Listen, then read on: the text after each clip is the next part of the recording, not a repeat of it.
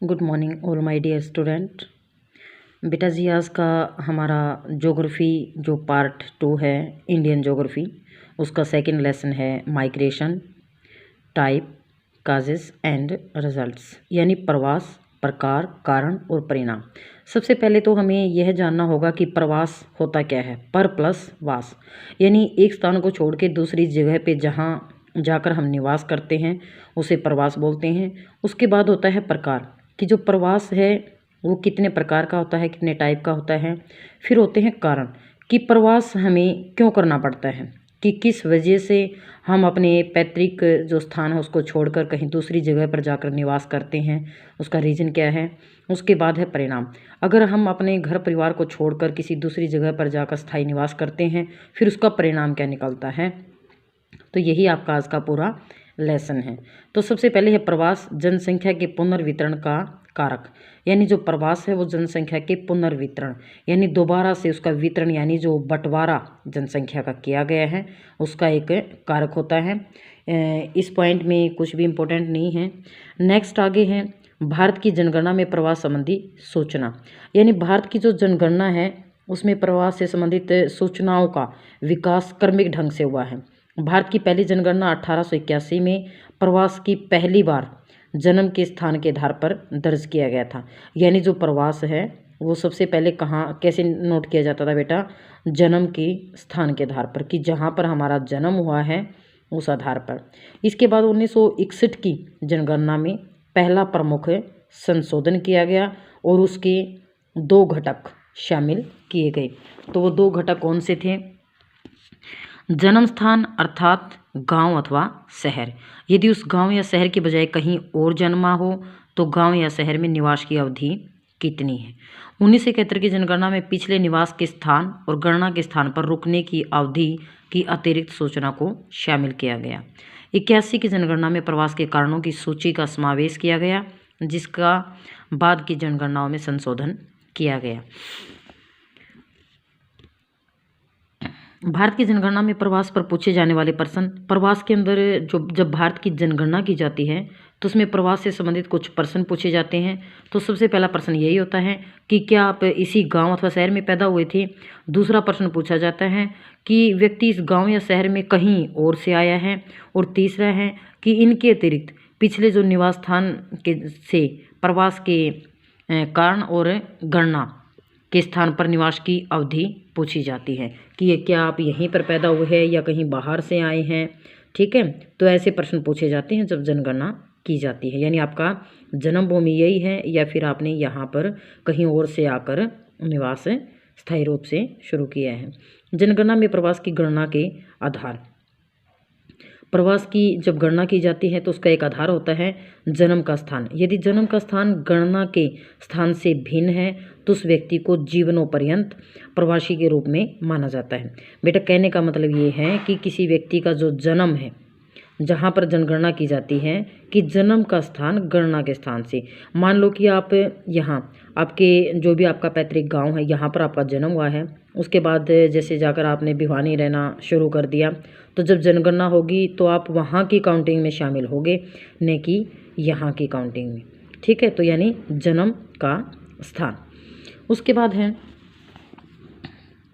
निवास का स्थान, यदि किसी व्यक्ति के निवास का पिछला स्थान गणना के स्थान से भिन्न है तो उसे निवास के पिछले स्थान से प्रवासी के रूप में जाना जाता है। ठीक है, यानी जो कोई भी व्यक्ति है उसके निवास का पिछला स्थान गणना के स्थान से भिन्न है, यानी जब काउंटिंग की जाती है जिस जगह पे आप हो तो वो स्थान और उसका जन्म जहाँ पर हुआ है उस स्थान से क्या है भिन्न है, तो उसे उस स्थान के प्रवासी के रूप में माना जाता है। मान लिया कि आपका जन्म यहाँ पर हुआ है और आप अपने गांव को छोड़कर काम करने के लिए जैसे आप शहर में जाकर कहीं शिफ्ट होते हैं तो वहाँ पर भी जैसे आपकी काउंटिंग की जाती है। ठीक है, तो वहाँ पर आपको क्या कहेंगे, वहाँ का स्थायी निवासी नहीं बोलेंगे, आपको बोलेंगे प्रवासी, कि आप वहाँ के प्रवासी हैं। इस आधार पर भारत में प्रवासियों की संख्या 31.5 करोड़ अर्थात कुल जनसंख्या का 31% थी। अब प्रवास की धाराएं, बेटा प्रवास की धाराएं, धाराओं का मतलब होता है स्ट्रीम ऑफ माइग्रेशन, यानी जो प्रवास है वो किस धारा में बहता है। जैसे पानी के अंदर धाराएं होती हैं, वो लहरें होती हैं जो बहती हैं, और वो कैसे, जिस तरफ से हवा आती है तो वो क्या है, उसी साइड बहती चली जाती है, उसके अपोजिट साइड होती है। जैसे ग्रामीण से ग्रामीण, यानी लोग क्या करते हैं, एक गांव को छोड़कर दूसरे गांव के अंदर रहना शुरू कर देते हैं। देखा होगा आपने कहीं पर भी, जैसे गांव में किसी प्रकार का तानाशाही का माहौल है या फिर आपस में दंगे फसाद हो जाते हैं, तो लोग क्या करते हैं, सुख शांति से जीवन व्यतीत करने के लिए उस गांव को छोड़कर दूसरे गांव में अपना निवास बना लेते हैं। फिर है ग्रामीण से नगरी, कुछ लोग काम की तलाश में गाँव को छोड़कर नगरों की तरफ चले जाते हैं। फिर नगर से नगरी, कुछ लोग क्या करते हैं, जैसे कि छोटे मोटे किसी भी शहर में हैं तो वहाँ से क्या है, अपना बिजनेस डेवलप करने के लिए, अच्छी जॉब करने के लिए वो किसी बड़े शहर में चले जाते हैं। फिर नगरीय से ग्रामीण, और कुछ लोग ऐसे होते हैं कि जो नगरों को छोड़कर गाँव की तरफ निवास करना शुरू कर देते हैं। भारत में 2001 की जनगणना के पिछले निवास के आधार पर 31.5 करोड़ प्रवासियों में से 9.8 करोड़ से ने पिछले 10 वर्षों में अपने निवास का स्थान बदल लिया। यानी भारत के अंदर 31.5 करोड़ प्रवासी यानी जो प्रवास कर रहे हैं, यानी एक अपने जन्म स्थान को छोड़ के किसी दूसरी जगह पे रह रहे हैं। उनमें से क्या है, 9.8 करोड़ ने, उनमें से 31.5 करोड़ में से 9.8 करोड़ ने 10 वर्षों में अपना जो निवास का स्थान है, जहाँ पर वो रह रहे थे, उसको छोड़कर किसी दूसरी जगह पे चले गए। कुल प्रवासियों में से 8.1 करोड़ अंतर्राज्यीय प्रवासी है। अंतर्राज्यीय प्रवासी वो होते हैं जो एक ही राज्य के अंदर प्रवास करते हैं। अब ऐसा क्यों होता है, जैसे लड़कियां हैं यानी स्त्रियां, तो बेटा उनको क्या है, शादी के बाद अपना घर परिवार छोड़ के अपने ससुराल जाना पड़ता है, तो विवाह के उपरांत उनको प्रवासी माना जाता है। अब नेक्स्ट है प्रवास में स्थानिक भिन्नता। प्रवास के अंदर स्थानिक भिन्नता, जिन राज्यों में रोजगार की संभावनाएं अधिक है, जैसे महाराष्ट्र, दिल्ली, गुजरात और हरियाणा, यानी यहाँ पर बहुत ज़्यादा मात्रा में काम मिलता है, इसलिए वे राज्य उत्तर प्रदेश, बिहार, उड़ीसा और मध्य प्रदेश जैसे राज्यों से प्रवासियों को आकर्षित करते हैं। प्रवास में स्थानिक भिन्नता, स्थान की भिन्नता। बेटा प्रवास किस तरीके से किया जाता है और क्यों किया जाता है, सबसे मेन चीज़ तो यही है कि हमें प्रवास करने की आवश्यकता क्यों पड़ी। अब आप देख लीजिए कि जैसे महाराष्ट्र है, दिल्ली है, गुजरात है और हरियाणा, यहाँ पर काम के अवसर बहुत ज़्यादा हैं, इसीलिए उत्तर प्रदेश, बिहार और उड़ीसा से और मध्य प्रदेश से जो लोग हैं वो उनको छोड़कर काम की तलाश में, पैसे कमाने के चक्कर में अपने राज्य को छोड़कर दूसरे राज्यों के अंदर प्रवास कर जाते हैं। लेकिन वो स्थायी प्रवासी बहुत ही कम होते हैं, वो काम के सीज़न में आते हैं और अपने पैसे कमाकर फिर वापस चले जाते हैं। 28 लाख अप्रवासियों के साथ महाराष्ट्र का देश में प्रथम स्थान है। तो महाराष्ट्र में देश का क्या है भाई, प्रथम स्थान है। महाराष्ट्र के अंदर 23 लाख जो प्रवासी हैं वो आए हुए हैं। अप्रवासी का मतलब बेटा आकर प्रवास कर लिया है, यानी 23 लाख लोग महाराष्ट्र के अंदर बाहर दूसरे राज्यों से आए हुए हैं। दिल्ली, गुजरात और हरियाणा का भी स्थान है। दूसरी ओर उत्तर प्रदेश और बिहार राज्य हैं जिनमें उत्तर प्रवासियों की संख्या सर्वाधिक अर्थात क्रमशः है 26 लाख व 17 लाख।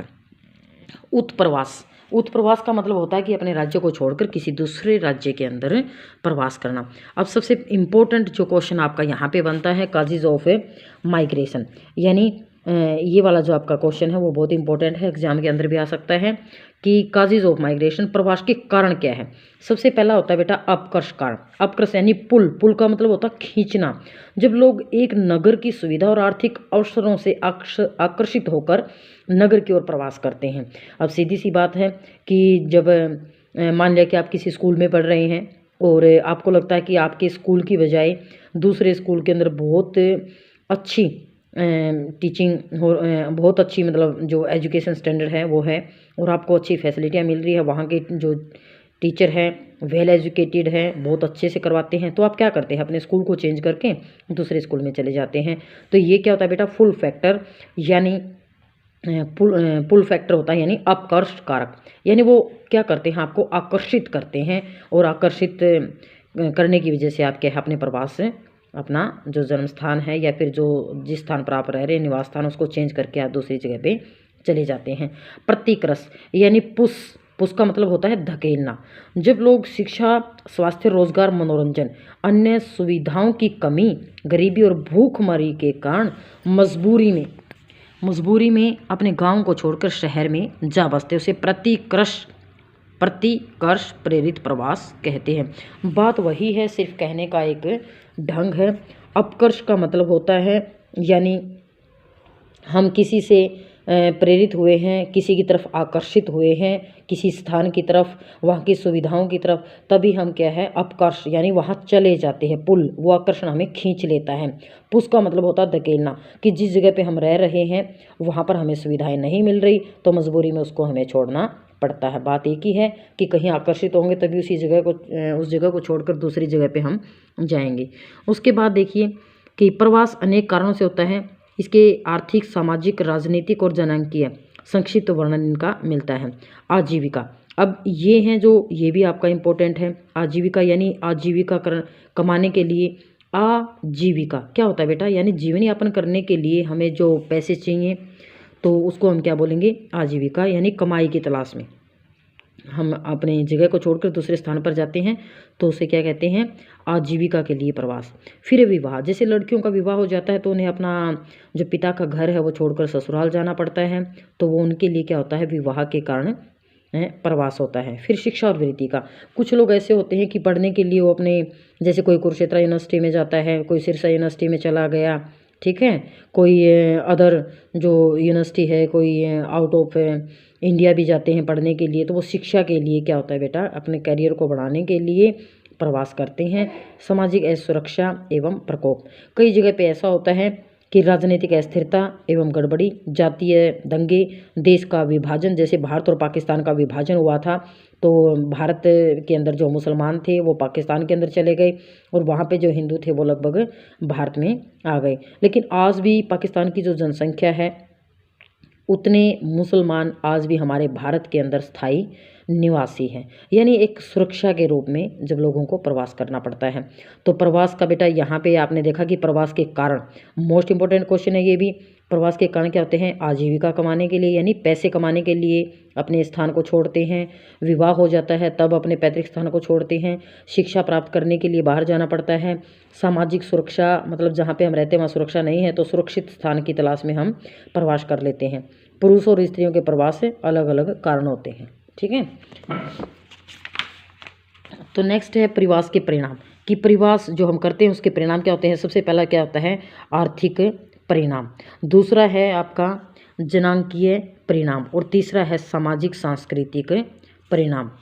तो ये तीन जो परिणाम है आपके वो इम्पोर्टेंट हैं और इन तीनों में से जैसे सबसे पहले आर्थिक परिणाम है आपका, प्रवासी उद्गम प्रदेश में स्थित, उद्गम जहाँ पे पैदा हुए हैं, अपने घरों को कमाई का पैसा भेजते हैं। अरे जो लोग अपने घरों को छोड़कर दूसरी जगह पर जाकर पैसे कमाने के लिए काम धंधा ढूंढते हैं तो वो क्या करते बेटा, वहाँ पे काम करते हैं।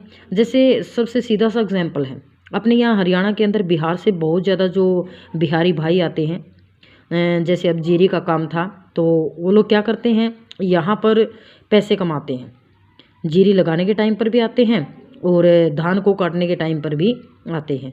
तो वो क्या करते हैं कि हमसे जो अपने कमाई के पैसे वो ले लेते हैं और उन पैसों को क्या है डाक के द्वारा अपने घर वालों को खर्च के लिए भेज देते हैं। तो उन पैसों को क्या कहा जाता है, हुंडिया। हुंडिया किसे बोलते हैं बेटा, कि जो पैसा यहाँ पर हमने कमाया है प्रवासियों ने उसको अपने घर वालों के पास भेजना, ठीक है, उसको हुंडी बोलते हैं। विदेशी विनिमय के प्रमुख स्रोतों में से एक है। 2002 में भारत ने प्रवासियों से हुंडियों के रूप में, जो प्रवासी है ना बेटा उन्होंने भारत से 2002 में भारत ने बेटा, भारत से नहीं, भारत ने प्रवासियों से हुंडियों के रूप में 110 खरब अमेरिकी डॉलर प्राप्त किए। पंजाब, केरल, तमिलनाडु अपने अंतर्राष्ट्रीय प्रवासियों से महत्वपूर्ण राशि प्राप्त करते हैं। अंतर्राष्ट्रीय प्रवासियों की तुलना में आंतरिक प्रवासियों द्वारा भेजी गई हुंडियों की राशि बहुत थोड़ी है, किंतु यह उद्गम क्षेत्र की आर्थिक वृद्धि में महत्वपूर्ण भूमिका निभाती है। हुंडियों का प्रयोग देखो, जो हुंडी यानी हुंडी क्या होती है, पैसा होता है, उसका प्रयोग क्या किसके लिए होता है, भोजन, ऋणों की अदायगी यानी जो ब्याज उन्होंने ले रखा है, ऋण उन्होंने ले रखा है उसको उतारने के लिए, उपचार करने के लिए, विवाह के लिए, बच्चों की शिक्षा को सुचारू रूप से चलाने के लिए, कृषि है, कृषि के ऊपर निवेश करने के लिए, गृह का निर्माण, घर का निर्माण करने के लिए, इनके लिए हुंडियों का प्रयोग किया जाता है, यानी पैसों का प्रयोग किया जाता है। बिहार, उत्तर प्रदेश, उड़ीसा, आंध्र प्रदेश, हिमाचल प्रदेश इत्यादि के हजारों निर्धन गाँव की अर्थव्यवस्था के लिए ये हुंडियाँ जीवनदायक रक्त का काम करती है। यानी जो रक्त होता है वो हमें जीवन देने वाला होता है। जब तक हमारे शरीर के अंदर खून का संचार होता है हम जीवित रहते हैं। बिहार, मध्य प्रदेश और उड़ीसा के ग्रामीण क्षेत्रों में, हरियाणा, पश्चिमी उत्तर प्रदेश के ग्रामीण क्षेत्रों में प्रवास कृषि विकास के लिए उनकी हरित क्रांति कार्य योजना की सफलता के लिए उत्तरदायी है। अब दूसरा पॉइंट देखिए, जनांकीय परिणाम। प्रवास से देश के अंदर जनसंख्या का पुनर्वितरण होता है। ग्रामीण, नगरीय प्रवास से नगरों में जनसंख्या की वृद्धि होती है। ग्रामीण क्षेत्रों में होने वाले युवा आयु के कुशल एवं दक्ष लोगों का बाह्य प्रवास ग्रामीण जाने के संगठन पर प्रतिकूल प्रभाव डालता है। उत्तराखंड, राजस्थान, मध्य प्रदेश और पूर्वी महाराष्ट्र से होने वाले बाह्य प्रवास ने इन राज्यों की आयु लिंग संरचना में गंभीर असंतुलन पैदा कर दिया है।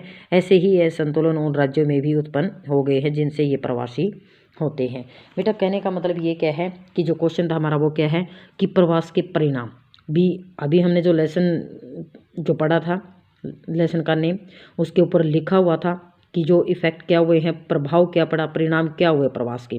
एक तो आर्थिक जो परिणाम है, अर्थ से संबंधित, धन से संबंधित रिजल्ट जो आता है इसका। दूसरा क्या है, जनांकीय यानी जनसंख्या से संबंधित परिणाम कि जहाँ से हम छोड़कर जाएंगे वहाँ की जनसंख्या में भी फर्क पड़ता है, और जहाँ पर जाकर हम निवास करते हैं तो वहाँ के आंकड़ों में भी फर्क पड़ता है। सामाजिक सांस्कृतिक परिणाम, अब ये भी सीधी सी बात है कि जिस अपने राज्य को, अपनी कल्चर को हम छोड़कर किसी दूसरी जगह पे निवास करते तो वहाँ के रीति रिवाज है, कल्चर है, उसको हमने क्या है अपनाना पड़ता है। खिन्नता की भावना हमारे अंदर क्या है वो भर देते हैं।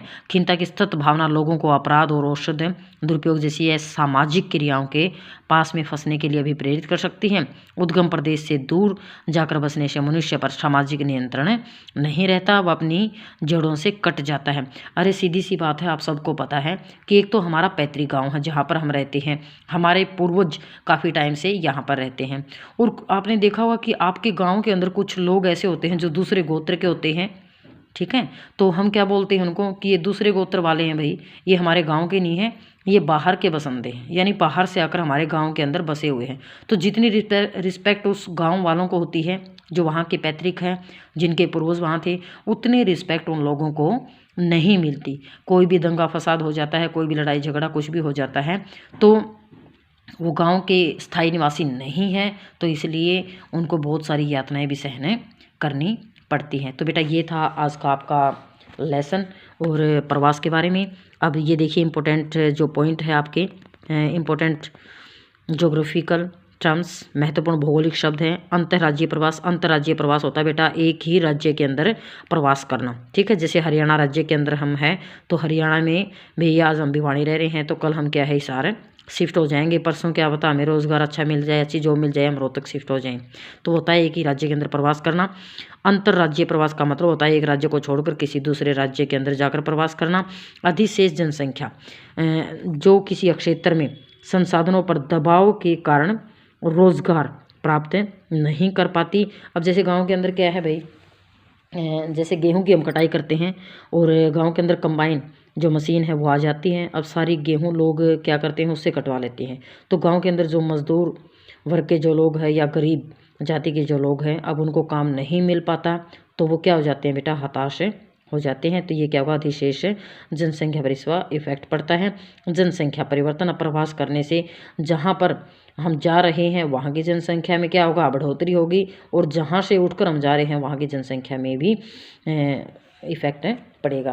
तो ये था आज का आपका जो लेसन है सेकंड, प्रवास प्रकार, कारण और परिणाम, कि प्रवास क्या होता है, किसी दूसरी जगह पे जाकर रहना, उसके प्रकार क्या हैं वो आपने अभी पढ़ लिया था कि प्रवास के कौन से प्रकार होते हैं। फिर उसके कारण क्या है, भाई धन कमाने के लिए जाते हैं, कोई शादी के बाद किसी का प्रवास हो जाता है, कोई पढ़ने के लिए जाता है, फिर उनके परिणाम क्या पड़ते हैं बेटा, आर्थिक और सामाजिक परिणाम भी इसके होते हैं। तो ये आपका सेकंड लेसन कंप्लीट हुआ। कल इससे रिलेटेड बाकी के जो क्वेश्चन हैं वो करेंगे। उम्मीद है कि आप सभी बच्चे इस लेसन को देख के अच्छे से बेटा रीड करेंगे। इस लेसन के अंदर सिर्फ 3 या 4 ही इम्पोर्टेंट क्वेश्चन बनते हैं आपके। सबसे पहला क्वेश्चन तो आपको ये बनता है, प्रवास की धाराएं क्या है, यानी गांव से गांव, शहर से शहर, शहर से गांव और गांव से शहर। ठीक है, 4 पॉइंट ये बनते हैं। उसके बाद है प्रवास के कारण है, इम्पोर्टेंट क्वेश्चन है, अपकर्ष प्रतिकर्ष। ठीक है, उसके बाद है प्रवास के जो अनेक और कारण है भाई, आजीविका के लिए, विवाह के लिए, शिक्षा और वरीयता के लिए, सामाजिक सुरक्षा और प्रकोप के लिए। फिर प्रवास के परिणाम है कि परिणाम क्या निकलते हैं, आर्थिक परिणाम है, जनांगीय परिणाम है, सामाजिक सांस्कृतिक परिणाम है। ठीक है, ओके।